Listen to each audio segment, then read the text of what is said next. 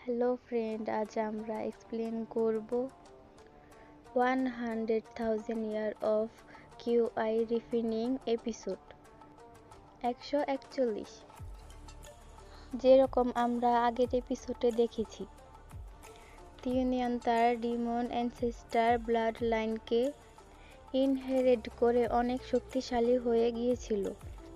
তারপর সে পুরা fifth Meridien ধ্বংসযজ্ঞ লাগিয়ে একজন করে ইমোর্টাল ক্যান মারা শুরু করেছিল। তারপর সে ইমোর্টাল ক্যানকে হেলিসানকেও চ্যালেঞ্জ করে দিয়েছিল। আর এখান থেকে নতুন এপিসোড শুরু হয়। নতুন এপিসোডের শুরুতে ইমোর্টাল ক্যান স্টার রুম দেখানো হয়, যেখানে হলিসান ফ্যাংজো এবং প্রেসের উপর একটা কিছু লিখেছিল।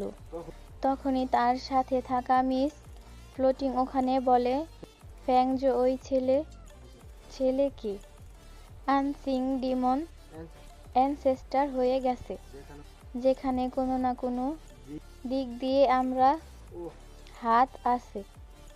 যদি আমি সময় থাকতে থামিয়ে দিতে পারতাম, কখনোই একজন ডিমন অ্যানসেস্টার হতে পারতো না। এসব জেনেও তুমি আমার উপরে দোষ কেন দিচ্ছ না?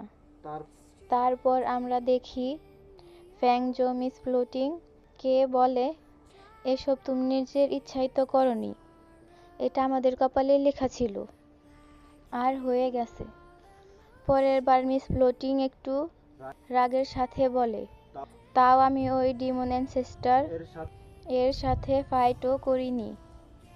তোর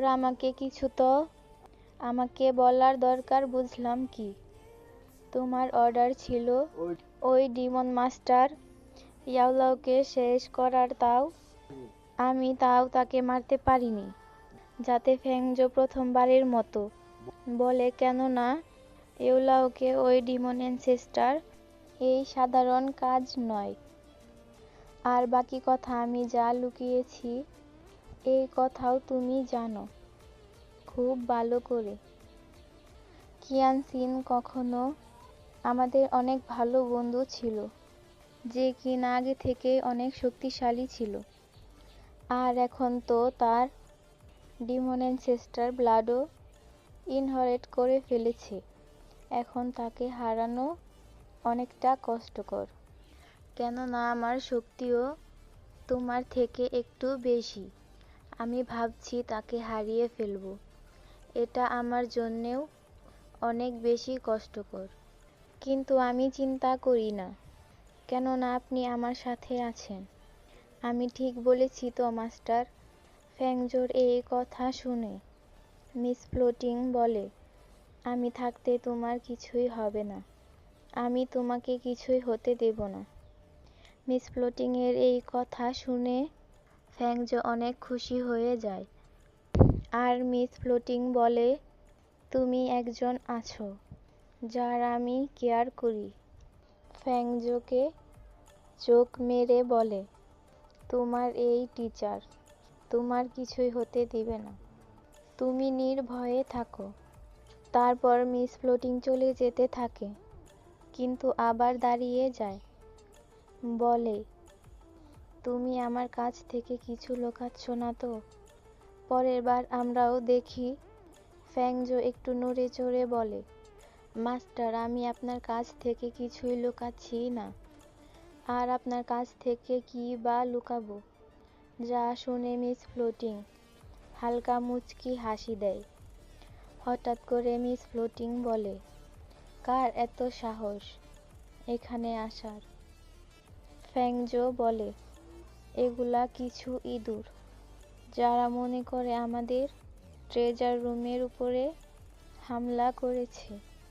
তারা আমাদের ট্রেজার রুমের প্রতি একটু বেশি ইন্টারেস্ট। আসলে এটা ওই সময় ছিল যখন লিও জিয়ানউ ডংমি, জিয়ানহু আর জিয়ানলি কে নিয়ে ট্রেজার রুমে গিয়েছিল, তাও একদম লুকিয়ে। এই ব্যাপারটার কথা মিস ফ্লোটিং এর সাথে সাথে ফ্যাংজো বুঝে যায়। এই কারণে তারা দুজনেই ট্রেজার রুমের দিকে যেতে থাকে, যেদিকে অন্য সিনে ট্রেজার রুমের সিন দেখানো হয়। জিয়ানলি আর জিয়ান-উ একসাথে এত ট্রেজার দেখে নিজেকে সামলাতে পারছিল না। জিয়ান-হু বলে, আমার তো এই 10,000 বছর পুরনো জেড স্টোন এর উপর ভালোবাসা হয়ে গেছে। আর দেখো তো, এইটার রং এত জিকজিক করছে যে দেখে সবাই মুগ্ধ হবে। জিয়ানলি তার বোনকে এত খুশি দেখে সেও খুশি হয়ে যায়। বলে, মা বাবা দেখো, তোমার ছেলে মেয়ে এখন কত বড়লোক হয়ে গেছে। যেটা স্বপ্ন তোমরা যুগ যুগ আগে দেখেছিলে, এখন দেখো আমরা কত বড়লোক হয়ে গিয়েছি, যা দেখার জন্য তোমরা আর বেঁচে নেই। জিয়ানলি তো বলে, আমরা মনে হয় ভুল দেখেছি, আমরা তো জান্নাতে এসে পড়েছি। এর মানে ওই দুই ভাই বোনও জানতো তারা জাহান্নামে যাবে। এদের কাজ তো জাহান্নামে যাওয়ার মতোই। জিয়ান-উ ঢং করে বলে, আমি এখন থেকে অনেক বড়লোক হয়ে গিয়েছি। যা দেখে লিউজিয়ান বলে, আমাদের এখান থেকে সবকিছু নিতে হবে না। যেগুলো অনেক দামি জিনিস আমাদের সেগুলোই নিতে হবে, নাকি এখান থেকে সবকিছু নিয়ে যেতে হবে। এটা শুনে ডংমি বলে, তুমি ট্রেজারের বিষয়ে কিছুই বলো না। লিউজিয়ান, তোমার ট্রেজারের স্বাদ আগে থেকে অনেক খারাপ। আমরা যখন মাস্টার জুইয়ের ডিসাইবল ছিলাম তখন থেকেই তোমার ট্রেজারের স্বাদ অনেক বেশি খারাপ। আমরা দেখি ওই দুইজন ওই জেট স্টোনের উপরেই হারিয়েছিল। ডংমি বলে, বাচ্চারা, এখান থেকে তোমাদের যা যা প্রয়োজন তাই নিবে। লিউজিয়ানের ফালতু কথা শুনতে হবে না।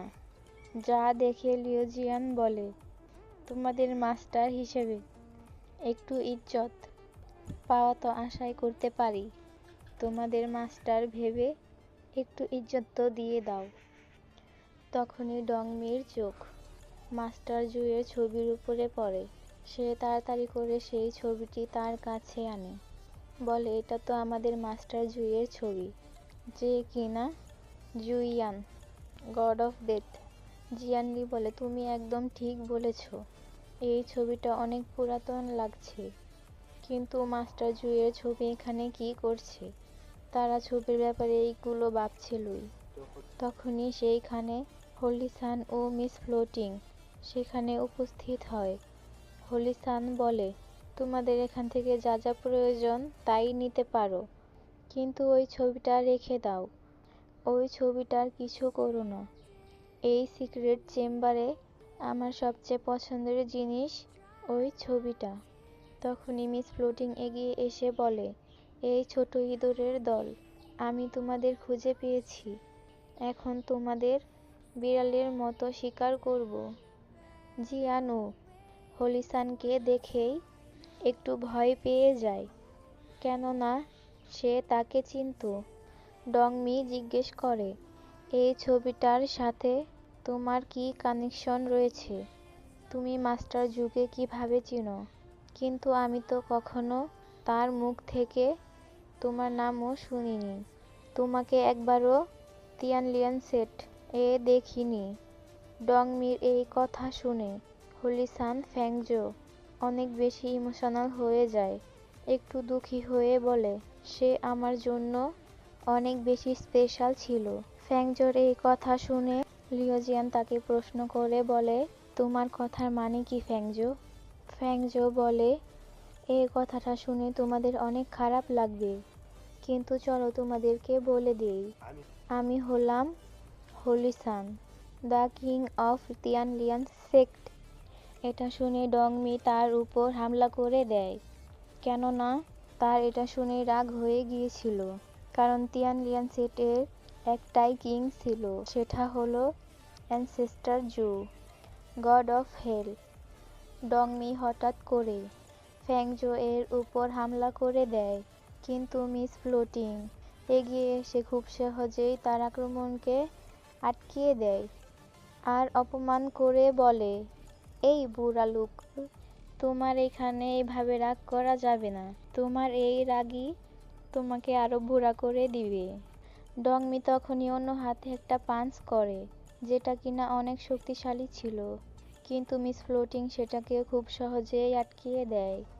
অন্য দিক থেকে লিওজিয়ান মিস ফ্লোটিং এর উপর আক্রমণ করে দেয়, কিন্তু সে অন্য হাতে সেটাকেও খুব সহজেই আটকিয়ে দেয়। লিওজিয়ান তার মনে মনে বলে, এই ছোট দেখতে মেয়েটা এত শক্তিশালী কিভাবে? আমাদের পাওয়ারের কোনো প্রভাবই মিস ফ্লোটিং এর উপর পড়ছে না, কারণ মিস ফ্লোটিং পুরোপুরিভাবেই প্রস্তুত ছিল তাদের হামলার জন্য। লিওজিয়ান তার মনে বলে, এত শক্তিশালী স্পিরিচুয়াল পাওয়ার আমি আগে কখনোই দেখিনি। এটা আমাকে একজনের কথা মনে করাচ্ছে। মিস ফ্লোটিং স্মাইল করে বলে, তুমি মনে হয় আমার পাওয়ারকে ভালো করেই চিনেছো। তোমরা কি কখনো শুনেছো গড অফ বিন্ডিং এর কথা? যদি নাও শোনো, সমস্যা নাই, তোমাদের এটার প্রভাবেই এখন পড়তে হবে। তার সাথেই এই সিন এখানে শিফট হয়। অন্য সিনে আমাদের দেখানো হয় মনস্টার টাইপের মিস সু মাও নতুন কিছু ইনগ্রেডিয়েন্টস খুঁজছিল অ্যানসেস্টার জু এর চা বানানোর জন্য। মিস সু মাও বলে, অ্যানসেস্টার জু, আমি আপনার জন্য অনেক শক্তিশালী ইনগ্রিডিয়েন্টস খুঁজে পেয়েছি। আমি আশা করি আপনার এটার চা ভালো লাগবে। এইটা বলেই মিস সু মাও অ্যানসেস্টার জু এর দিকে তাকায়, কিন্তু সেইখানে কেউ ছিল না। মিস সু মাও অ্যানসেস্টার জু এর নাম ধরে জোরে জোরে ডাকতে থাকে, অ্যানসেস্টার জু, আপনি কোথায়? কিন্তু অ্যানসেস্টার জু তো সেখান থেকে গায়েব হয়ে গিয়েছিল। যা শুনে নিংইউন, যে যেখানেই ছিল, এগিয়ে এসে বলে, তুমি মনে হয় অ্যানসেস্টার জুকে খুঁজছো। সে তো ফোর্থ মেরিডিয়ান এর দিকে গিয়েছে। মিস সু মাও এই কথা শুনে কিছুটা ভয়ভীত হয়ে বলে, কিছুদিন আগে আমরা কিছু লোক পাঠিয়েছিলাম ফোর্থ মেরিডিয়ানের খবর নিতে, যাদের থেকে আমরা শুনেছিলাম ফোর্থ মেরিডিয়ান আর 5 মেরিডিয়ান এক হয়ে গিয়েছে। যদিও 2 মেরিডিয়ান একসাথে হয়ে গিয়েছে, তাও 2 মেরিডিয়ানের মাঝখানে অনেক বড় বাউন্ডারি আছে, যেটা ওই 2 মেরিডিয়ানকে আলাদা করে। বাউন্ডারি ওয়ালের কথা শোনা যায়, ওটা অনেক বেশি ভয়ানক। যদি ভুলেও কেউ ওই জিনিসের কাছে যায়, তাহলে সে তখনই মারা যায়। আর এটা বলেই মিস সু মাও অ্যানসেস্টার জুকে নিয়ে চিন্তা করতে থাকে। নিংইউ তাকে সাপোর্ট দিয়ে বলে, তুমি অ্যানসেস্টার জুকে নিয়ে চিন্তা করো না, এরকম ছোটখাটো জিনিস অ্যানসেস্টার জুকে কিছুই করতে পারবে না। আর এমনিতেও কেউ এই 3টা ক্ল্যান এর যুদ্ধকে থামাতে পারবে না, কেননা ইমোর্টাল প্ল্যান, ডিমন প্ল্যান আর মনস্টার প্ল্যান এর মধ্যে চলা যুদ্ধ একমাত্র অ্যানসেস্টার জুই শেষ করতে পারবে। তারপর অন্য সিনে দেখানো হয় আমাদের অ্যানসেস্টার জু আর বার্নিকোকে, যারা কিনা পৌঁছে গিয়েছিল ফোর্থ মেরিডিয়ানে। বার্নিকো এত বড় বাউন্ডারি ওয়াল দেখে, এত বড় বাউন্ডারি ওয়াল আমি আগে কখনো দেখিনি, কিন্তু আমাদেরকে থামানোর জন্য এটা যথেষ্ট নয়। তারপর বার্নিকো সে বাউন্ডারি ওয়ালের উপর হামলা করে দেয়। বার্নিকো এর হামলায় বাউন্ডারি ওয়ালের উপর একটা ফরমেশন অ্যাক্টিভেটিভ হয়ে যায়, যেটা কিনা অ্যাক্টিভ হওয়ার পরেই বার্নিকো এর উপর হামলা করতে থাকে। বার্নিকো ভয় পেয়ে অ্যানসেস্টার জু এর পিছনে এসে পড়ে, বলে, এই ফরমেশনাল এত বেশি পাওয়ারফুল, এটা তো ইমোর্টাল কিং, ডিমন কিং এর থেকেও পাওয়ারফুল। যদি তারা নিজেদের পাওয়ারকেও কম্বাইন করে তাও এই ফরমেশনের সামনে কিছুই করতে পারবে না। কিন্তু বলার বিষয় এটা, এই বাউন্ডারি ওয়ালের উপর এত বেশি পাওয়ারফুল ফরমেশন লাগিয়েছে কে? এটা কি ফিফথ মেরিডিয়ানের কোনো কাল্টিভেটরের কাজ? বার্নিংকো এ কথা শুনেই অ্যানসেস্টর জু কোনো কথা না বলে এগিয়ে যেতে থাকে আর বার্নিংকোকে তার পিছনে পিছনে আসতে বলে।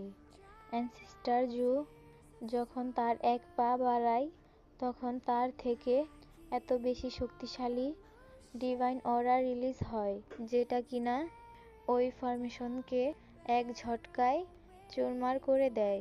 ওই ফরমেশন ডিস্ট্রয় হওয়ার পর ওটার পিছন থেকে একটা পোর্টাল অ্যানসেস্টর জু আর বার্নিংকোকে ফোর্থ মেরিডিয়ান এ নিয়ে চলে যায়।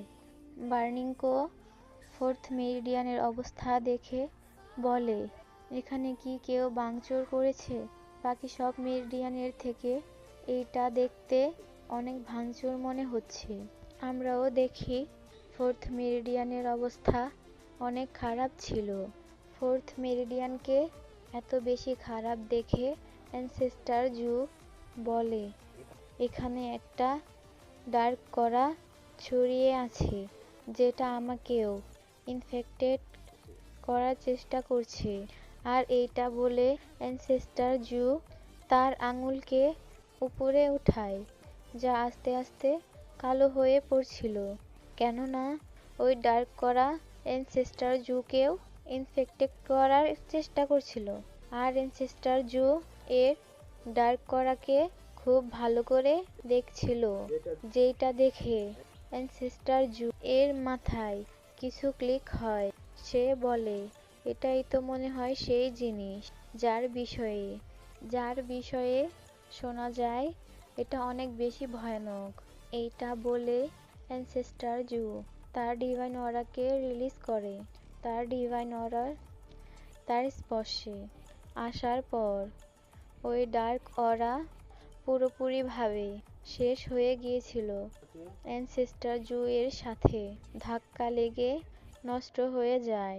কিন্তু তখন ওই ডার্ক করা কবলে বার্নিংকো পড়ে গিয়েছে। ওই ডার্ক করা বার্নিংকোকে ভেতর থেকে খেয়ে ফেলছিল। বার্নিংকো বলে, আমার এমন কেন লাগছে যেন কেউ আমার শরীরকে ভিতর থেকে খেয়ে ফেলছে। আমার ইচ্ছা হচ্ছে আমি নিজেকেই মেরে ফেলি। বার্নিংকোর এই অবস্থা দেখে অ্যানসেস্টর জু হোলি স্টোন কে বাহিরে আসতে বলে আর তাকে অর্ডার দিয়ে দেয় বার্নিংকোকে ঠিক করতে। অ্যানসেস্টর জু এর অর্ডার শুনে হোলি স্টোন ও বার্নিংকোকে ঠিক করতে থাকে।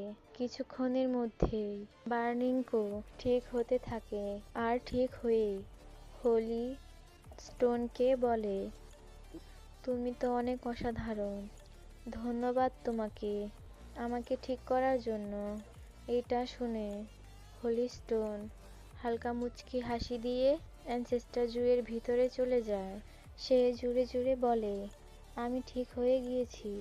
তারপরে আবার উড়ে অ্যানসেস্টর জু এর কাছে এসে পড়ে। তারপর বার্নিংকো বলে, এখানে কি হচ্ছে অ্যানসেস্টর জু? বার্নিংকো এ কথা শুনে, আমার অনুমান যদি ঠিক হয় এটা সেই জিনিস যেটার বিষয়ে জিংবাইশি আমাদেরকে বলেছিল, the power of black correction fourth মেরিডিয়ানকে কন্ট্রোল করে রেখেছে। অ্যানসেস্টর জু এইসব বলছিলই তখনই একজন লেডিকে দেখতে পায় যে কিনা তার বাচ্চাকে নিয়ে পালাচ্ছিল। তখনই পিছন থেকে দুইজন কাল্টিভেটর তার উপর হামলা করে দেয়। সেই দুইজন কাল্টিভেটরের হামলাতে সেই লেডি দূরে গিয়ে পড়ে। লেডি বলে, আমাকে মাফ করে দেন, আমি চুরি করতে চাইনি, কিন্তু আমার বাচ্চা বিগত কিছুদিন ধরে কিছু খায়নি, তাই আমাকে কষ্ট করে চুরি করতে হয়েছে। এসব বলছিলই, কিন্তু পিছন থেকে একজন কাল্টিভেটর তার উপর হামলা করে দেয়। অন্যজন তার উপর পা রেখে বলে, তুমি কি কি চুরি করেছো? তুমি হয়তো আমাদের স্পিরিচুয়াল ওয়াটার চুরি করেছো। এমনটা হলে তোমার বাচ্চা ও তুমি এখানেই মারা যাবে। এটা বলেই ওই কাল্টিভেটর তার হাত থেকে বাচ্চাকে ছিনিয়ে নেয়। সেই লেডিটা কাল্টিভেটরকে বলে, আমার বাচ্চাকে ফিরিয়ে দিন, আমার বাচ্চা আপনাকে কি ক্ষতি করেছে? এইটা শুনে ওই কাল্টিভেটরটা বলে, তুমি এখান থেকে যা যা চুরি করেছো সব কিছু ফিরিয়ে দাও। মহিলাটি বলে, এটা আমার বাচ্চার খাবার, তাই আমি এটা ফিরিয়ে দিতে পারবো না। এটা শুনে ওই কাল্টিভেটরটা হাসিয়ে দিয়ে বলে, কেননা আমি তোমার বাচ্চার সোল পাওয়ারকে নিজের ভিতরে অ্যাবজর্ব করে ফেলি। কাল্টিভেটরের কথাটা শুনে মহিলাটি আরো ভয়ে ভীত হয়ে যায়। সে চিৎকার করতে করতে বলে, প্লিজ আমাকে মাফ করে দিন, আমার বাচ্চা তো আপনার কিছু করেনি, দয়া করে আমার বাচ্চাকে ছেড়ে দিন। কিন্তু সেই দুজন কাল্টিভেটর এর ভিতরে কোনোই দয়া মায়া ছিল না। তারা তখনই ওই বাচ্চার সোল পাওয়ারকে অ্যাবজর্ব করতে থাকে। অন্যজন ওই মহিলাকে লাথি মেরে পিছনে ফেলে দেয়। অন্যদিকে অ্যানসেস্টর জু আর বার্নিংকো এরা দুজনে এসে বলে, বারবার এমনই কেন হয়? কোথাও না কোথাও শক্তিশালী মানুষ দুর্বলকে হেনস্থ করতে থাকে, আর প্রতিবার আমরাই তাদেরকে শিক্ষা দেই। আর এটা বলেই বার্নিংকো ওই দুজনকে বলে, তোমাদের শরম নেই? তোমরা দুজন মিলে একটা মহিলার উপর নির্যাতন করছো। তোমাদের মধ্যে কি একটুও কি মানসিকতা নেই? আমার মনে হয় তোমাদের ভিতরের মানসিকতা একদমই মরে গিয়েছে। এ কথা শুনে ওই দুই কাল্টিভেটর বলে, তোমার সাহস কিভাবে হলো আমাদের ভিতরে ইন্টারফেয়ার করার? এখন তুমি যখন চলে এসেছো তাহলে তোমার অবস্থাও ওই মহিলাটার মতনই হবে। কেননা যারা আমাদের কাজে ইন্টারফেয়ার করে তাদের আমরা অনেক খারাপ অবস্থা করি। আর এটা বলে ওই কাল্টিভেটর তার ডার্ক অরাকে রিলিজ করে দেয় আর বার্নিংকোর উপর ও অ্যানসেস্টর জু এর উপর হামলা করে দেয়। অন্যদিকে বার্নিংকো তার ডার্ক অরাকে দেখে চমকে গিয়ে বলে, এরা না ইমোর্টাল না ডিমন, তাহলে তারা কোন ক্ল্যান থেকে এসেছে? এর মধ্যেই সেই কাল্টিভেটর তার পাওয়ার দিয়ে অ্যানসেস্টর জু এর উপর একটা অনেক বেশি পাওয়ারফুল অ্যাটাক করে দেয়। কিন্তু আমরা দেখি তার এত পাওয়ারফুল হামলাকেও অ্যানসেস্টর জু এর সামনে গিয়ে থেমে যায়। অন্যদিকে অ্যানসেস্টর জু তার ডিভাইন স্পেশাল অরাকে রিলিজ করে। অ্যানসেস্টর জু এর পাওয়ারই ওখানে সেই ডার্ক কাল্টিভেটরকে সাপ্রেস করে দেয়। অ্যানসেস্টর জু এর শুধুমাত্র অরা পাওয়ারই সেই কাল্টিভেটরকে অনেক দূরে গিয়ে ফালিয়ে দেয়। পড়ার আগে অ্যানসেস্টর জু এর চোখের ইশারায় সেই কাল্টিভেটরের চিহ্নই পৃথিবী থেকে মুছে যায়। কেননা ওই 1 সেকেন্ডের 1% লাখো অ্যাটাক করে দিয়েছিল। সেই কারণে ওই কাল্টিভেটরের সম্পূর্ণ বডি ওখানে ব্লাস্ট করে গিয়েছিল। আর তার সাথে অন্য কাল্টিভেটর তার সঙ্গীর এই অবস্থা দেখে অনেক ভয় পেয়ে যায় আর বলে, এত শক্তিশালী স্পিরিচুয়াল পাওয়ার আমি আগে কখনো দেখিনি। তোমরা এই শক্তি জ্ঞান করার জন্য কতজন মানুষকে মারতে হয়েছে? এইটা দেখে বার্নিংকো বলে, পাওয়ার জন্য মানুষকে কেন মারতে হবে? এ কথা শুনে কাল্টিভেটরটি বলে, তোমরা এত অবুঝ হওয়ার ভান করো না। আমি জানি তোমরা মানুষকে মেরে তার সোল পাওয়ারকে নিজের ভিতরে অ্যাবজর্ব করে ফেলো। সেই কাল্টিভেটরটি এ কথা এজন্যই বলছে কারণ 4th মেরিডিয়ানে এইভাবেই কাল্টিভেট করা হয়। আর সেই কাল্টিভেটর তাদেরকে হুমকি দিয়ে বলে, আমি জানি তোমাদের কাছে স্পিরিচুয়াল ওয়াটার আছে, আর সেই জিনিসই তোমাকে এখানে এত বেশি পাওয়ারফুল বানাচ্ছে। চুপচাপ আমাকে স্পিরিচুয়াল ওয়াটারটা দিয়ে দাও, না হলে। এই কথা শুনে অ্যানসেস্টর জু তার কথাকে কেটে বলে, না হলে তুমি কি করবে? তুমি কি তোমার অবস্থা তোমার সাথীর মতো করতে চাও? এটাই যদি তোমার ইচ্ছা হয় তাহলে এটাই ঠিক।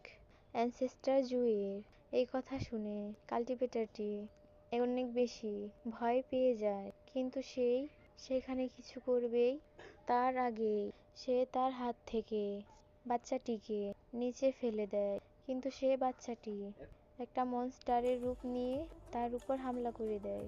শুধু হামলাই না, সে কাল্টিভেটরের সোল পাওয়ার ও বডি পাওয়ার অ্যাবজর্ব করতে থাকে। তারপর কাল্টিভেটর এর খেলা ওখানেই শেষ হয়ে যায়। বাচ্চাটি একটা পোকার মতো শুয়ে শুয়ে তার মার কাছে চলে যায়। এসব দেখে বার্নিংকো চোখ বড় বড় করে দেখছিল, যাদেরকে তারা বাঁচানোর চেষ্টা করছিল। আসলে তো তারাই আমাদের জন্য ভয়ানক ছিল। সেই মনস্টারের শুয়ে শুয়ে তার মার কাছে গিয়েছিল। তার মা বলে, আমার বাঘের খাবারও খেয়ে ফেলেছো, কত খারাপ বিষয়। তারপর অ্যানসেস্টর জুয়ের দিকে তাকিয়ে বলে, তোমরা আমার একটা শিকার নষ্ট করেছো, এখন তোমাদেরকে আমার শিকার হতে হবে। দেখো এই লেডি এখানে কি বলে, যে কিনা নিজেই গড অফ হেল, তাকে শিকার করা কথা বলছে, কত খারাপ বিষয়। এখন এই মহিলা সামনে কি করে, এইটাই দেখার বিষয়। সো গাইস, আজকের ভিডিওটা এখানেই শেষ করছি। আশা করি আপনাদের এই এপিসোডটা ভালো লেগেছে। যদি ভালো লেগে থাকে একটা লাইক করে দিবেন, সাবস্ক্রাইব করে দিবেন এবং বন্ধুদের সাথে শেয়ার করে দিবেন।